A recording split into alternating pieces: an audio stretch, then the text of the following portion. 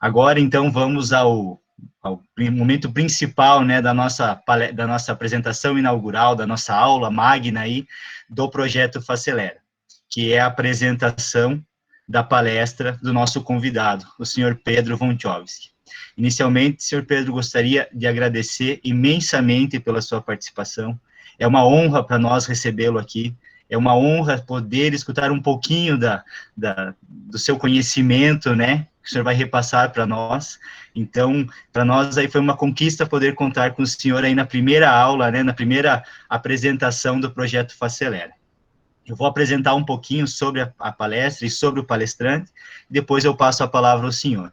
Então, o tema da palestra é Motivação e Gestão de Carreira. Será apresentado pelo senhor Pedro Wątchowski, que é presidente do Conselho da Embrapi, vice-presidente do Instituto de Estudos para o Desenvolvimento Industrial, conselheiro da Associação Nacional de Pesquisa e Desenvolvimento, presidente do Conselho de Administração do Grupo Ultra, e também foi diretor superintendente da Oxiteno, de 92 a 2006, e presidente da Ultrapar Participações, de 2007 a 2012. Eu peço, antes de passar a palavra ao senhor Pedro, que as perguntas que forem surgindo, vocês coloquem no chat do Meet, que assim que possível, né, ao final da apresentação, conforme o tempo, a gente depois repassa essas perguntas ao Pedro, para ele responder ao final, tá bom? Então, senhor Pedro, mais uma vez, muito obrigado, a palavra está com o senhor. Muito bem, bom dia a todos, é um prazer estar aqui hoje. Eu queria, em primeiro lugar, agradecer o Francisco Ruiz, amigo de velha data, aí, pela iniciativa e pelo convite. E vejo com prazer aqui o Arnaldo Ferreira, também antigo companheiro de trabalho, e especialmente o Rafael. E o Rafael foi quem começou essa história toda, quando estudante em Chapecó, e na época eu recebia muitos convites de fazer apresentações ou palestras, e infelizmente é muito difícil aceitá-los, porque a carga de trabalho profissional é muito grande. Mas a insistência do Rafael acabou me comovendo. Ele, provavelmente, durante 6 meses, ligou uma vez por semana para o meu escritório, tentando falar comigo e tal, e eu acabei movido pela insistência do Rafael, e finalmente concordei, e fui a Chapecó numa viagem rapidíssima. Cheguei, acho que às 4 da tarde, saí às 7 da noite, voltei para São Paulo, justamente para ter o prazer e a satisfação, naquele momento, de conhecer Chapecó, e de comemorar os 10 anos do curso de engenharia aqui. Muito bem.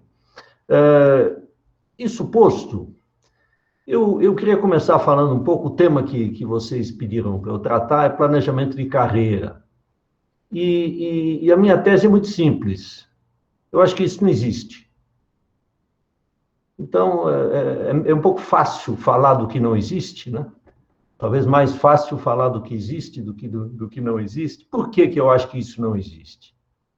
Porque eu acho que as pessoas... a carreira vai se fazendo ao caminhar. Carreira, ninguém começa uma carreira decidindo que vai ser o presidente da companhia, ou que vai ser o diretor da companhia. Eu acho que isso é uma ficção, né? E nem me parece correto e adequado. Eu acho que a preocupação de cada profissional tem que ser de fazer muito bem feito a tarefa que recebe. Uma vez feito isso, por milagre, o resto acontece sozinho, né? Quanto mais eu trabalho, mais sorte eu tenho, uma frase obviamente conhecida de todos, não é isso? Mas é um pouco por aí. Quer dizer, quando você pega um jovem engenheiro, ou um jovem profissional de qualquer tipo, e dá a ele uma tarefa, a sua expectativa é que ele cumpra bem a tarefa. Mas, eventualmente, ele cumpre a tarefa de maneira excepcional e não boa. Por quê? Porque ele estuda o assunto, ele consulta as outras pessoas, ele consulta as outras áreas contíguas, ele procura precedentes. Quem é que já resolveu problemas parecidos antes? Que tipo de solução eles deram para esses problemas antes? Ele procura saber como outras empresas, eventualmente até concorrentes, resolvem essa questão. Então, ao final, normalmente, ele sai com uma solução muito boa, muito fácil de implantar, uma solução que ele já negociou com os outros parceiros, com as outras partes dentro da empresa, como é que ela vai ser implantada, como é que ela vai ser utilizada. E aí começa o milagre a acontecer. Quem faz uma tarefa, quem cumpre uma tarefa bem, recebe outra. E depois mais outra. E elas vão ficando cada vez mais difíceis e mais complexas. E o prazer profissional está em fazer algo bem feito e ter a oportunidade de realizar cada vez mais tarefas complexas. Então, para mim, uma carreira é o encadeamento da solução de problemas, de questões de complexidade crescente. E aí, um belo dia, descobrem que você tem muitas habilidades, não só técnicas, mas também de comunicação, de organização, de estruturação das ideias, e vão lhe dando tarefas cada vez mais complexas. E aí é que nascem os gerentes, os diretores, os presidentes. Eles nascem desta forma, nascem pelo encadeamento de problemas de complexidade, alcance e relevância cada vez maior. Então, para mim, a fórmula é tão simples quanto isso. Agora, eu queria talvez dar uma parada aqui e falar um pouco com os estudantes, né? O que se espera de um estudante? Se espera que ele compareça, preste alguma atenção, aproveite a universidade, na universidade também, ou na faculdade, ou na instituição de ensino que ele tiver, também se aprende alguma coisa, surpreendentemente, né? E aproveite esse tempo para fazer isso, mas também aproveite a vida, aproveite para conhecer pessoas, aproveite para se informar, mantenha-se informado sobre a sua área de atuação, sobre a engenharia, sobre a tecnologia, sobre a inovação, leia jornais, ouça podcasts, se informe, participe e se comunique, né? Aprenda a falar, aprenda a escrever, aprenda a escutar. São aprendizados, são tipicamente itens que a gente aprende durante a nossa formação superior. Ouvir, falar, escrever. E escrever é importante. A capacidade de comunicação, a capacidade de síntese é extremamente relevante na vida de qualquer profissional e o lugar certo de aprender isso é durante a graduação, durante o ensino superior. Participe de eventos, participe do centro acadêmico, participe de atividades comunitárias, também é uma ocasião em que atividades comunitárias são relevantes no ensino, na formação, no auxílio a comunidades carentes, em programas sociais. Movimente-se, mobilize-se, utilize 18 horas por dia para trabalhar, tá certo? Para ter atividade, para interagir com as pessoas. Isso é diferente do que passar 10 horas por semana no bar da esquina, ou jogando pebolim, ou pior, né? Ou ainda atividades de natureza menos nobre ainda que existe. Então, eu acho que o aluno da faculdade, o aluno da universidade, ele tem que se dedicar à universidade. Eu não estou falando só o ensino, o aprendizado, mas a viver este tempo com intensidade. Provoque os seus professores. Os bons professores gostam de ser provocados. Os bons professores detestam alunos passivos. Os bons professores ajudam depois, no encadeamento da carreira, em programas como este, que, como Facelera, ajudam depois. Mas ajudam quem? Ajudam os alunos que conhecem melhor, que são aqueles mais inquisidores, mais curiosos, os que querem fazer iniciação científica, os que querem bolsa, os que querem ajudar no ensino, os que têm iniciativa. Então, mais do que tudo, a passividade, fuja da passividade. Procure atividade, tome iniciativas, provoque, proteste, se for o caso. Sempre com jeito, com tato, com respeito, mas quando for o caso, proteste. Sempre há espaço para melhoria. E não há ninguém melhor do que o estudante para achar esse espaço, para explorar esse espaço. Então, é um pouco por aí que eu queria começar chamando a atenção dos estudantes, dos alunos, da necessidade, da conveniência e do interesse dele, para a vida futura dele, de construir uma carreira, começando por uma participação ativa, dinâmica, inspirada na faculdade. Este é o melhor momento para começar uma carreira, antes do início formal da carreira. Quando começa o seu curso superior, é, na verdade, aí que você está lançando a semente da sua carreira. Agora, voltando ao profissional, né? Quer dizer, o profissional, como eu disse, na medida em que ele vai desenvolvendo trabalhos cada vez mais complexos, ele vai estudando. Por exemplo, hoje, praticamente inconcebível você fazer uma carreira executiva sem falar bem, pelo menos, uma língua estrangeira, preferencialmente o inglês. E não é aquele inglês de quebra-galho, não, eu consigo ler inglês. Não, você tem que ler, tem que escrever, tem que falar fluentemente. Então, são coisas que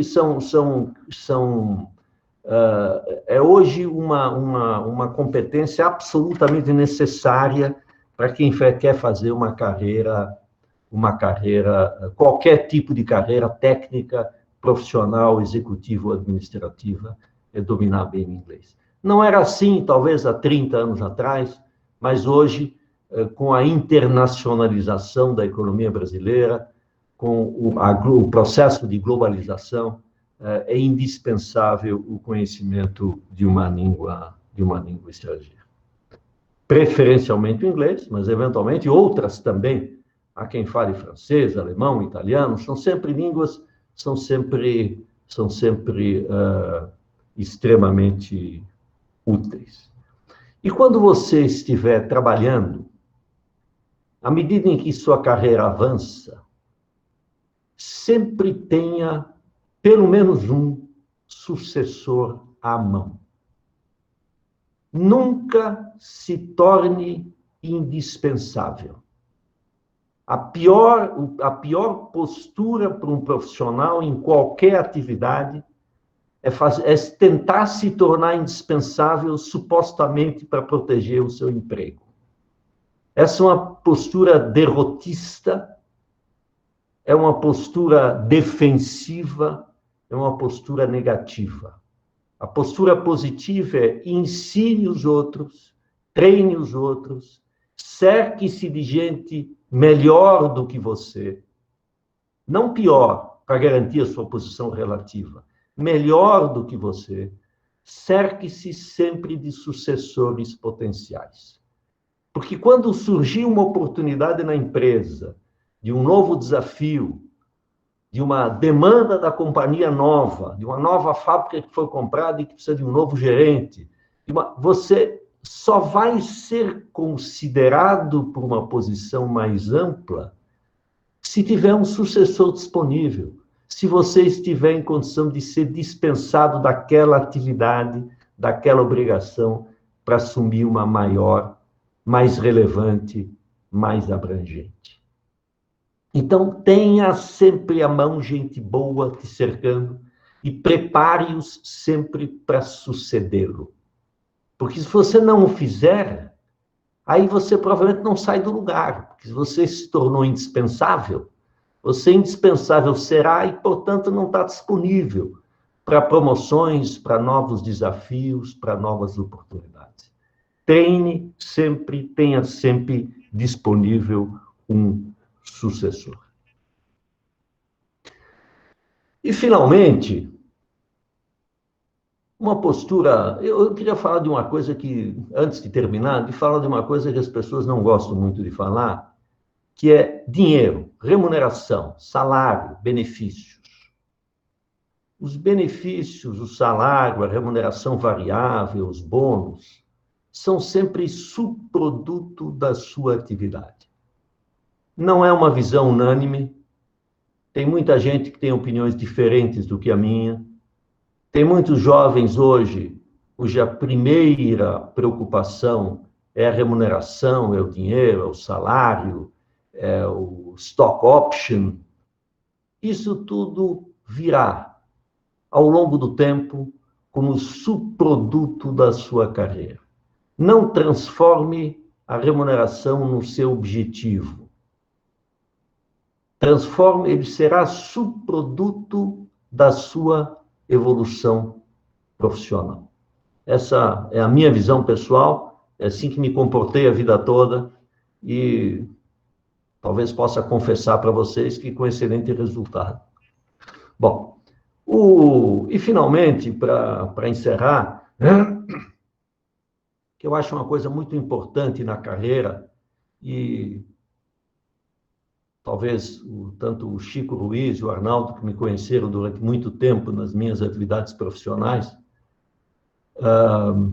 possam confirmar que, como se diz em inglês, I walk the talk, ou seja, eu pratico o que falo, né? É objetividade, simplicidade e humildade. Reconheça o trabalho dos outros, seja sempre simples, acessível, disponível, trate a todos como iguais, nunca use a sua posição hierárquica para impor a sua autoridade. A sua autoridade depende, é função da sua experiência, da sua senioridade, do respeito que você tem dos seus funcionários, da sua equipe, e não em si, explicitamente, da sua posição hierárquica. Quer dizer, quando você usa a sua autoridade para impor uma decisão, é mau sinal. Normalmente significa que seus argumentos não são suficientemente bons, não vivem por si, não falam por si. Então, a autoridade, é evidente, há momentos em que você tem que exercer a autoridade em função de manter a ordem, ou de manter o objetivo da companhia, ou daquele setor, ou daquela área em que você está, mas isso deve ser a exceção e não a regra.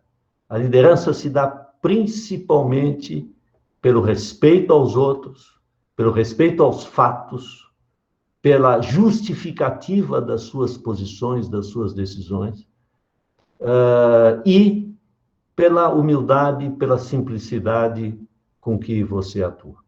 Então, isso é o que eu queria conversar com vocês aqui na abertura, e de propósito aqui não falei demais para a gente ter um tempinho para interagir mais e para responder a perguntas específicas. Muito obrigado. Nós é que agradecemos pela apresentação e pelas palavras, senhor Pedro. No chat nós não temos nenhum questionamento, tinha uma pergunta aqui com relação às competências que o senhor acharia importante, né, nos currículos dos alunos, que eles deveriam desenvolver, mas o senhor já abordou isso ali quando falou sobre o que os alunos devem buscar, que foi muito importante esses pontos colocados pelo senhor. Eu deixo aberto, então, se os demais participantes quiserem fazer algum questionamento, alguma pergunta, podem fazer nesse momento.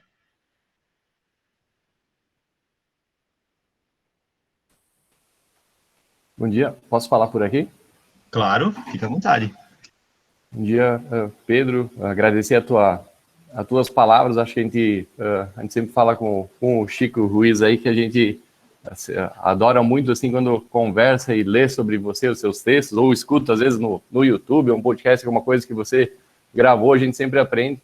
E quando você faz uma fala, assim, ao vivo, a gente fica mais motivado ainda, assim. Acho que foi isso que fez a gente batalhar para trazer você, assim, quando tinha uma posição extremamente importante, e ainda tem hoje, mas na época tinha uma posição extremamente puxada, e conseguiu vir aqui para Chapecó, que a gente sabe que é um pouco distante, a logística não é muito fácil, né? E na época você conseguiu fazer de uma forma que conseguiu vir aqui e tocou as nossas vidas, e estamos todo mundo aqui, chegou acho que a quase 150 pessoas aqui, pelo que eu vi. Então, para ver que isso tem se multiplicado com o decorrer dos anos, claro, muito também por conta do Chico, você sabe que você me colocou lá na Oxiteno de Mauá, não foi por acaso, né? Acho que foi porque tinha uma pessoa lá que podia agregar muito, e foi muito legal. Então, agradecer a palestra, agradecer a sua fala, agradecer a todo mundo que está aqui também.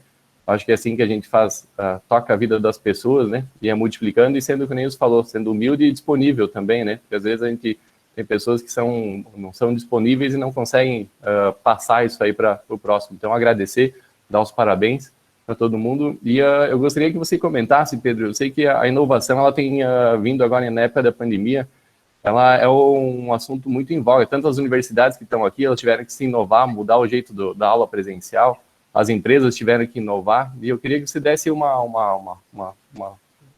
comentário de como é que está a inovação nesse novo momento, assim, o quão importante é, né? Eu sei que você ocupa cargos importantes dentro de empresas e como está acontecendo essa inovação. Só essa é a minha pergunta e agradecer aí a tua disponibilidade de sempre, né?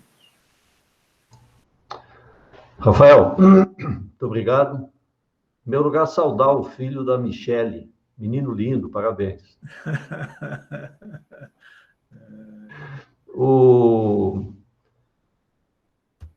Veja o seguinte, eu vou dividir a sua questão em duas para aproveitar e tocar num tema. Primeiro, o tema mais genérico de ciência, educação superior, ciência e tecnologia no Brasil. Passa por momentos muito difíceis, muito difíceis. Os recursos federais destinados à ciência, tecnologia e educação diminuíram consideravelmente. O orçamento do Ministério de Ciência e Tecnologia em 2021 deve ser 40% do que foi em 2010. 2014 ele subiu um pouco, também é da ordem de 40% do orçamento que tivemos em 2014. Isso é uma catástrofe. Isso se reflete nos recursos do CNPq, da FINEP, da CAPES, na redução dramática do número de bolsas de estudo disponíveis para estudantes, na redução dramática de recursos para as universidades privadas e públicas fazerem trabalhos de pesquisa, desenvolvimento, preparar os seus alunos de doutorado e assim por diante. Esse é dramático, eu tenho estado muito ativo nessa frente também. Existe um fundo chamado Fundo Nacional para o Desenvolvimento Científico e Tecnológico, que tem recursos da ordem de 5 bilhões de reais por ano, e, na realidade, esses recursos estão contingenciados. Na realidade, o setor só tem recebido de 10% a 15% deste valor, o resto é contingenciado. Então, conseguimos passar uma lei no Congresso em que é proibido o contingenciamento. O presidente da República vetou este dispositivo. O veto foi derrubado pelo Congresso Nacional. Então, a lei está em vigor e não é obedecida. O orçamento da União simplesmente ignorou uma lei aprovada pelo Congresso. Então, agora estamos numa nova batalha para tentar fazer com que a lei... Quer dizer, é uma batalha estranha, né? Uma batalha para que a lei seja obedecida. Né? Uma lei complementar aprovada pelo próprio Congresso Nacional. Então, deste ponto de vista, a situação não é boa e certamente as universidades sentem isso diretamente.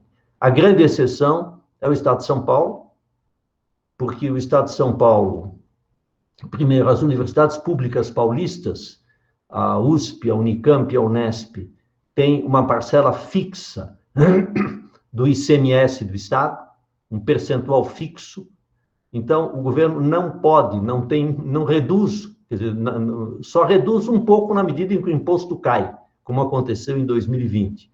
Mas em 2021, a arrecadação voltou a subir, então as universidades têm uma garantia de recursos. E a FAPESP, que é a Fundação de Amparo à Pesquisa do Estado de São Paulo, que tem, por disposição da Constituição do Estado de São Paulo, 1% da receita tributária do Estado, o que significa aproximadamente 1 bilhão e 500 milhões de reais por ano, fixo, imexível, inamovível, e que, portanto, o Estado de São Paulo é uma ilha no Brasil em termos de recursos para a inovação, em função das garantias das universidades estaduais paulistas e da FAPESP em São Paulo. Eu sou do Conselho Superior da FAPESP em São Paulo, que tem aplicado esses recursos de maneira muito cuidadosa.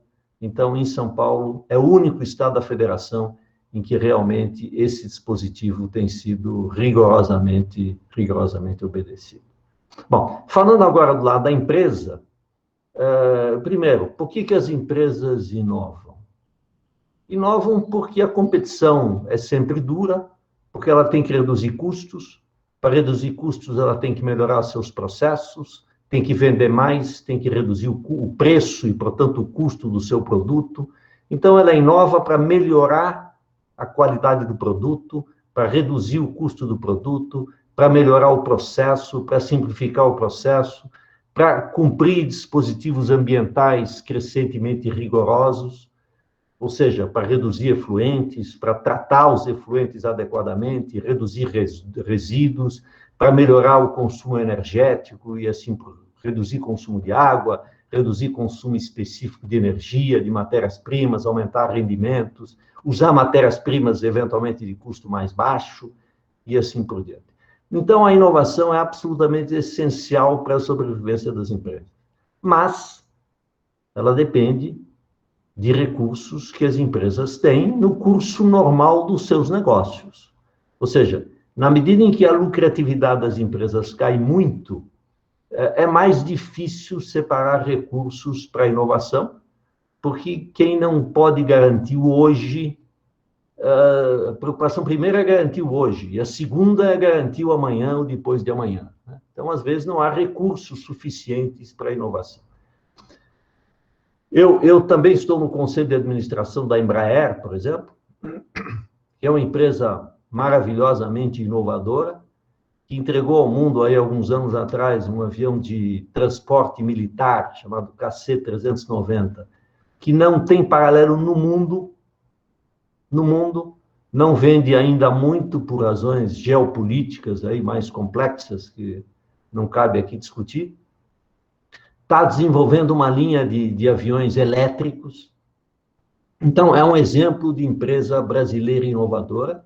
Não teve um ano muito ruim, 2020, por causa do colapso da aviação comercial no mundo, em função da pandemia, mas está se recuperando rapidamente. Então, é uma empresa tipicamente que vive de inovação.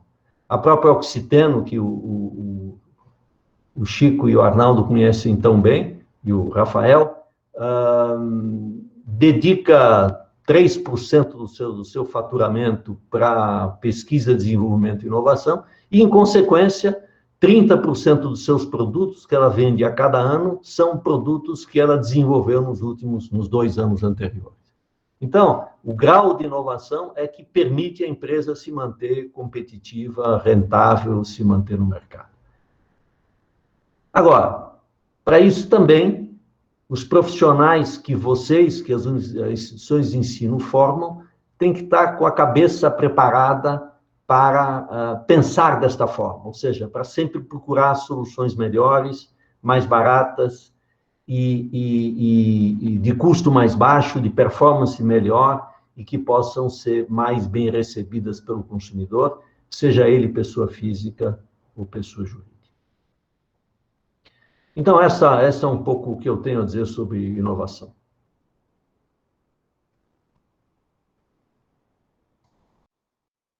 Muito obrigado, Pedro.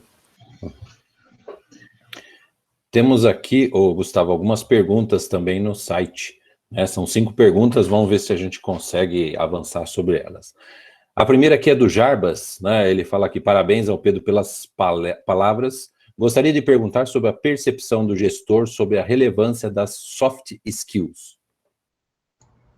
Ótimo ponto, Jarbas, extremamente relevante. A imagem do técnico, do engenheiro, ou do tecnólogo enfurnado no laboratório, só falando por escrito, só se comunicando por escrito, evidentemente não funciona. Então, o soft skill é a capacidade de se comunicar, capacidade de liderar. Liderança, o que é? Capacidade, primeiro, clareza das ideias, visão, clareza das ideias, e segundo, capacidade de se comunicar com os outros. Então, isso são os chamados soft skills, né? Então, eu acho absolutamente essencial, e a forma, evidente que num curso superior, você parte do pressuposto que todo mundo sabe escrever bem. Mas, infelizmente, é um pressuposto equivocado, porque muita gente não sabe escrever bem e menos ainda sabe se comunicar. Então, forçar com que os trabalhos escritos sejam bem redigidos, usando uma língua normalmente falada no Brasil, chamada português, por exemplo, é importante. Forçar os alunos a fazerem apresentações verbais, fazer apresentações físicas, presenciais ou virtuais, o que seja, ou seja, capacidade de estruturar, definir um tempo, tá certo? Vocês me deram aqui hoje 30 minutos, eu falei 20, eu dividi em 3 itens e falei mais ou menos 1/3 de cada um. Então, essas coisas você aprende lá atrás, você aprende na faculdade. Quando o professor te expõe e te dá 10 minutos, você em 10 minutos tem que comunicar tudo aquilo. Então, a vocês, aos professores, os alunos, têm que desenvolver muito essa capacidade de comunicação, porque é um ponto fraco dos formandos no Brasil em geral, que se comunicam por twitters de 140 espaços, que não sabem elaborar uma frase um pouquinho mais complexa, que não sabem colocar os adjetivos, os verbos, os substantivos no lugar certo. Então, isso depende de leitura, que é um hábito que também se aprende na juventude e, inclusive, na faculdade, da capacidade de comunicação, de ser forçado a fazer apresentações. Um outro componente essencial, em termos de soft skill, é a capacidade de trabalhar em equipe. Eu me lembro, no meu tempo de graduação, quando um professor dava um trabalho de grupo, como é que se dividia o trabalho? Um fazia a parte experimental, o outro montava as tabelas, o terceiro fazia o texto, o quarto cuidava da impressão, da apresentação e assim por diante. Isso não é um trabalho de grupo. Isso é um trabalho coletivo dividido em partes. Um trabalho de grupo é quando o produto final é produto da interação de todos. Todos fazem tudo. E o produto final é uma interação do trabalho de todos. Talvez vocês tenham visto, alguns de vocês podem ter visto, 2 amigos empresários e eu, o Pedro Passos, que é presidente da Natura e fundador da Natura, o Horácio Laffer Piva, que é da família da Klabin, do conselho da Klabin, e eu, já escrevemos, acho que, cerca de 10 artigos na imprensa, no Globo, na Folha, no Estadão, no Valor. Temos escrito artigos sobre diversos assuntos, sempre em 3. Com 3 pessoas, nós 3 assinando, né? Acabamos de fazer um artigo que ainda não foi publicado sobre imigração, onde a gente defende a abertura da imigração, a maior abertura do Brasil à imigração. A imigração, aliás, estou falando com Santa Catarina, em grande parte, a imigração fez grande parte do Brasil, né? Muitos de nós aqui, obviamente, Von Chofsky não é exatamente o nome português, nem Tautoné, nem Celupe, nem Ruiz, nem Nicolaus, e muitos outros nomes que eu vejo aqui, Zanetti, são todos nomes de origem italiana, alemã, polonesa, o que for, portuguesa. É um país formado por imigrantes. Então, como é que a gente faz um artigo desse? Um de nós 3 faz um texto base, que depois circula, e fazemos 2, 3 reuniões virtuais para discutir o texto. Primeiro discutimos o texto e os princípios, o roteiro. Fazemos uma discussão, normalmente de 1 hora, sobre o roteiro do texto. Depois alguém se oferece para fazer um texto base. Ele circula 3, 4, 5 vezes, até que todo mundo se dê satisfeito por ele. Então, é um texto coletivo. Escrevemos recentemente um artigo sobre educação profissional, que no Brasil tem sido dado pouca relevância ao assunto, e agora, com a reforma do ensino médio, a ideia é que grande parte dos alunos que cursam o ensino médio já tenham no ensino médio, ensino profissional, terminal, se quiserem, e podem, obviamente, continuar para a universidade, se assim o desejar. Então, um outro aspecto de soft skill importante é a capacidade de fazer um trabalho em grupo, onde o produto final seja resultado da interação de todos. Quando você tem um projeto de uma planta industrial química, Por que senta um homem da instrumentação, um homem da elétrica, um homem da mecânica, um homem no processo, um homem da manutenção? Por que eles sentam juntos? Porque o projeto vai ser um só, vai ser o fruto da interação de todos, com algum dando mais, analisando mais sob seu ângulo profissional específico, mas o projeto é um só. E ele vai atender a todas as áreas. Quer dizer, a fábrica tem que poder partir, poder parar, poder operar em emergência. A manutenção tem que ser viável de ser feita, né?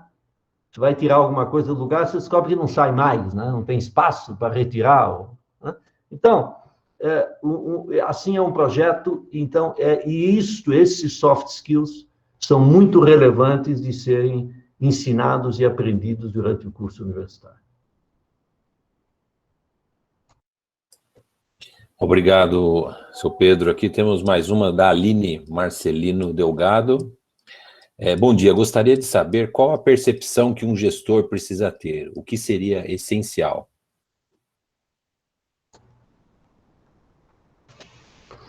Olha, eu acho que a primeira coisa essencial é saber distinguir o relevante do acessório.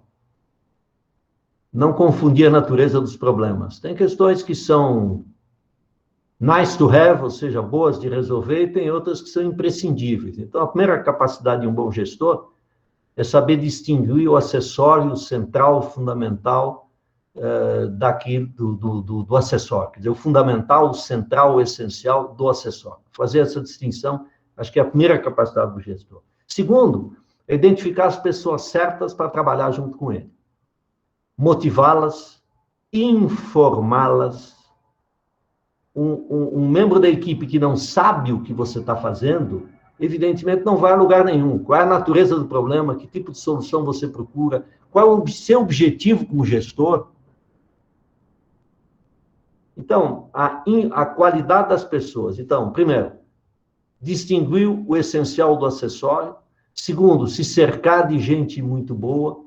Terceiro, ter capacidade de comunicação, dividir os problemas e as soluções com todos. Eu acho que talvez essas sejam as... Liderar, no sentido de olhar mais para frente que os outros.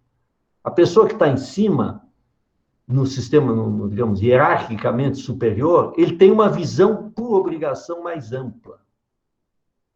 Porque o ângulo de análise dele é distinto. Não é porque ele é mais inteligente do que os outros, é porque ele olha de um outro ponto de vista. Então, ele é obrigado a enxergar o prazo mais longo. Então, a visão é uma característica de um bom gestor. Para poder liderar, você tem que ter ideia, você tem que ter... Quer dizer, não há vento favorável para quem não tem destino. Então, o gestor, ele tem que ter destino, tem que ter meta, tem que ter objetivo. Então, essas eu diria que são as principais características de um gestor. Obrigado. Mais uma pergunta aqui da Vanessa, ela até contextualiza, assim, falando. No meu caso, tenho 41 anos e estou no 3º semestre de marketing. Sem experiência na área, porém de vida, fui camelô, empreendi, enfim. Hoje, infelizmente, me sinto fora da área de marketing. Pela minha idade, pelo fato das vagas normalmente pedirem muita experiência para quem já tem a minha idade, e tampouco me encaixo em um estágio que paga um salário baixo. E eu dependo só de mim para pagar as contas. Um salário de menos de R$2.000 seria inviável. O que você me aconselha?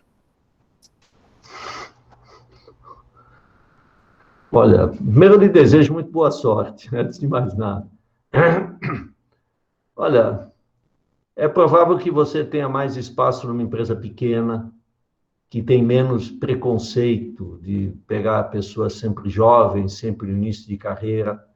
Então, a minha sugestão seria você procurar empresas pequenas, você eventualmente empreender. O problema de empreender é que às vezes isso demanda capital, né? Que provavelmente você não tem. Então, a minha sugestão é essa: continue estudando, continue batalhando, fale com os amigos, network é importante. Uma outra coisa que se conquista muito na faculdade é isso, conhecer pessoas, e mais do que conhecer pessoas, é fazer pessoas te conhecerem. certo? Quer dizer, o network não é uma relação puramente social, aquela que você conquista na faculdade.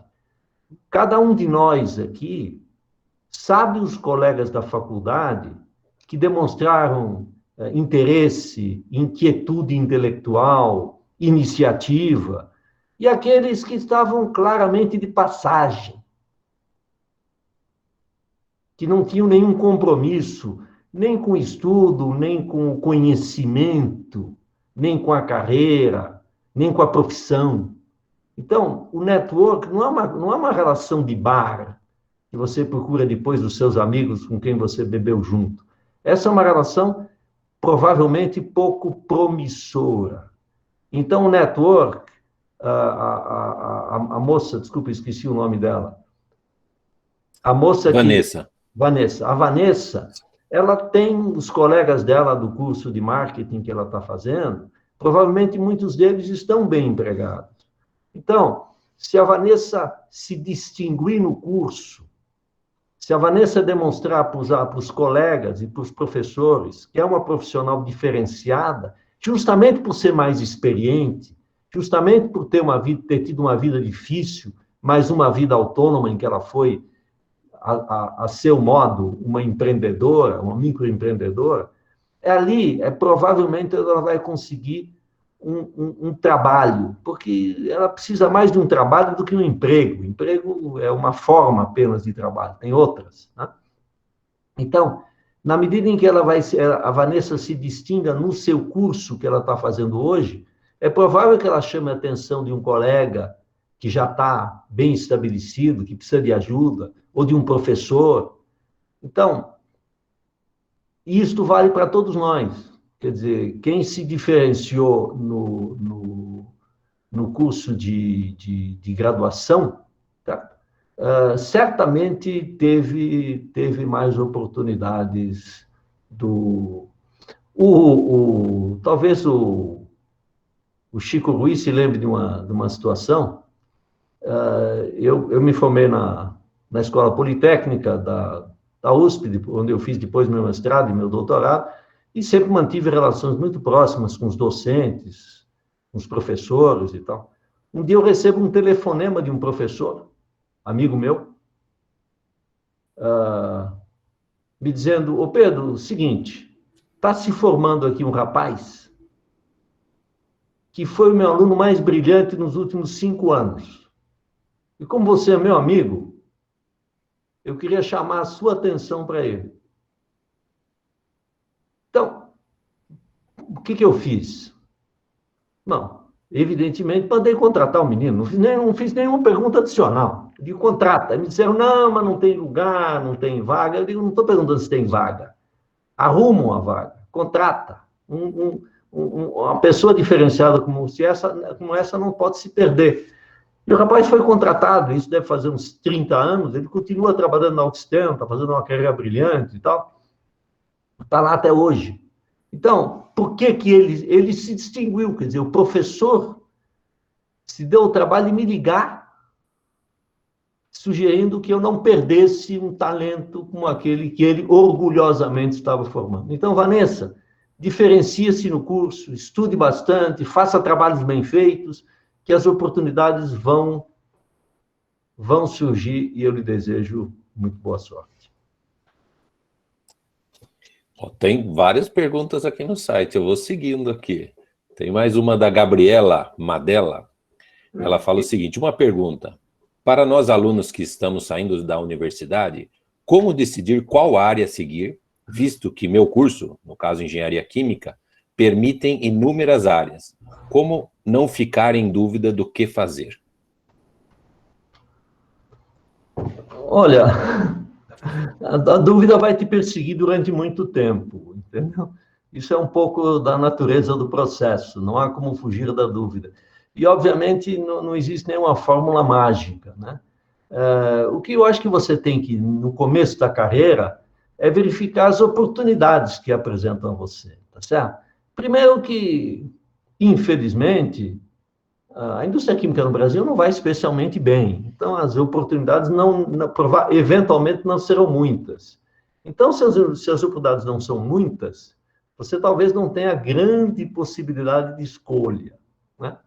Mas em qualquer lugar que você for parar, no seu primeiro emprego, de novo, trabalhe bem, se diferencie, faça um trabalho bem feito, não trabalhe 8 horas por dia, trabalhe um pouco mais, estude em casa, a formação, prepare bem os seus projetos, os seus documentos, o trabalho que te pedem, faça mais. Então, e aí você vai, ao longo do tempo, começando a descobrir o que você gosta mais, o que você faz com mais prazer, e nas áreas em que você é mais eficiente. Para alguns será processo, para outros manutenção, para outros segurança, para outros vão ser área de marketing, pesquisa e desenvolvimento, laboratório. Quer dizer, você vai descobrir isso ao longo... Se você não descobriu isso um pouco ao longo da graduação, você vai descobrir isso ao longo do exercício profissional. E, naturalmente, na medida em que você amadurece profissionalmente, você vai ter ocasião de se dirigir às áreas em que você tem mais prazer e talento. E, curiosamente, quase sempre as duas coisas andam juntas. A gente gosta mais do que faz mais bem feito. A gente gosta mais daquilo em que o nosso resultado é melhor. Então, eu não me preocuparia em excesso de acertar no primeiro emprego. Eu me preocuparia em arrumar do primeiro emprego, me dedicar muito, trabalhar muito, e aí sim me distinguir, estudar em paralelo, fazer uma pós-graduação, fazer um mestrado, estudar línguas, inglês, etc. E aí, ao longo da carreira, você vai se encaminhando para as áreas em que a sua competência é maior, seu talento é maior, e, em decorrência, o seu prazer é maior e, como resultado final, a sua performance é melhor. Obrigado, Pedro. Eu vou fazer mais uma perguntinha aqui, né? Depois as outras a gente passa também.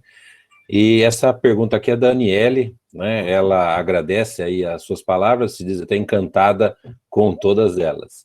E aí ela fala o seguinte: gostaria que, se possível, o senhor comentasse sobre essas expectativas financeiras e hierárquicas numa velocidade muito alta dessa nova geração. Como as indústrias devem se preparar para isso? Olha, de novo, não é uma área em que haja unanimidade, né? Como em geral acontece. Pessoas que entram na empresa e querem ser presidente em 5 anos, eu diria praticamente nunca dão certo. Porque não existem presidências em número suficiente para atender a todos os que ambicionam chegar a presidente. Tá? Agora, de novo, existe sempre espaço para quem quer trabalhar bem, para quem vê a remuneração como um subproduto do bom trabalho e não um objetivo em si. Agora, quem quer ganhar, cujo objetivo é ganhar dinheiro, tem que fazer uma carreira diferente, tem que ter ideias brilhantes, tem que fazer uma startup, tá certo? Está aí o Rafael, que vai ser milionário daqui a uns anos, nos dando exemplo. Mas saber também que é um caminho árduo, um caminho difícil. Tá certo? A gente lê a gente vê assim nos jornais, na televisão, na imprensa em geral, nos sites, você vê casos de sucesso. Tá bom. O que você esquece é que para cada caso de sucesso, você tem 200 casos de insucesso. Pessoas que quebraram, que faliram, que não foram a lugar nenhum, que voltaram para trás na sua carreira e tal. Então, agora, hoje é até mais difícil. Mercado financeiro, por exemplo, em geral, quem dá muito certo no mercado financeiro consegue ganhar dinheiro mais rápido. Agora, de novo, precisa dar muito certo no mercado financeiro. Quantos dão muito certo no mercado financeiro? Muito poucos. Mercado de consultoria costuma ser um bom caminho para uma carreira de sucesso. Então, se você trabalha numa Accenture, numa McKinsey, num BCG, numa empresa dessas conhecidas de consultoria, agora, prepare-se. Nos primeiros 5 anos de carreira, você vai trabalhar 14 horas por dia, 6 dias por semana, às vezes 7, E não é todo mundo que gosta disso. Quer dizer, a nova geração, eu acho corretamente, diferente da geração do Arnaldo, do Ruiz e minha, tá certo? Que achavam que trabalhar 12, 14 horas por dia era absolutamente natural, pensa diferente, quer trabalhar 8 horas por dia, quer matar já a sexta-feira para ter um fim de semana mais longo e tal. De novo, não tem certo ou errado, tem visões de vida distintas, né? Visões de vida distintas. Agora, quem abre uma startup, quem faz uma startup, provavelmente trabalha 12 horas por dia, durante 6 dias por semana, tá certo? E se preocupa o tempo todo, e às vezes tem úlcera, às vezes tem enxaqueca, tem uns subprodutos também que decorrem da iniciativa do startup. Então, eu diria que mercado financeiro, mercado de consultoria e uma startup de grande êxito são caminhos mais simples para uma remuneração maior num prazo mais curto. Mas, como tudo na vida, são caminhos mais simples e de risco maior. Muito obrigado. Então, Gustavo, eu acho que aqui a gente pega... Eu peço desculpas aí aos outros, mas aí a gente, pelo tempo que a gente tem também, e depois a gente passa essas perguntas para o senhor Pedro e encaminha depois também para as pessoas aqui, por e-mail, tá bom? Ok, obrigado, Newton, pela condução ali dos questionamentos, obrigado, senhor Pedro, pelos conhecimentos trazidos também nos questionamentos. Newton, nesse momento eu retorno, então, a palavra a você, para agora você fazer a apresentação do planejamento do Facelera de 2021, tá bom? Eu agradeço a todos, eu vou me desculpar, mas eu tenho que trabalhar um pouco em outras coisas. Agradeço muito. Muito obrigado aos amigos todos, e boa sorte, e parabéns aí pela iniciativa. Um abraço a todos, obrigado. Um abraço. Muito obrigado. Obrigado. Muito obrigado.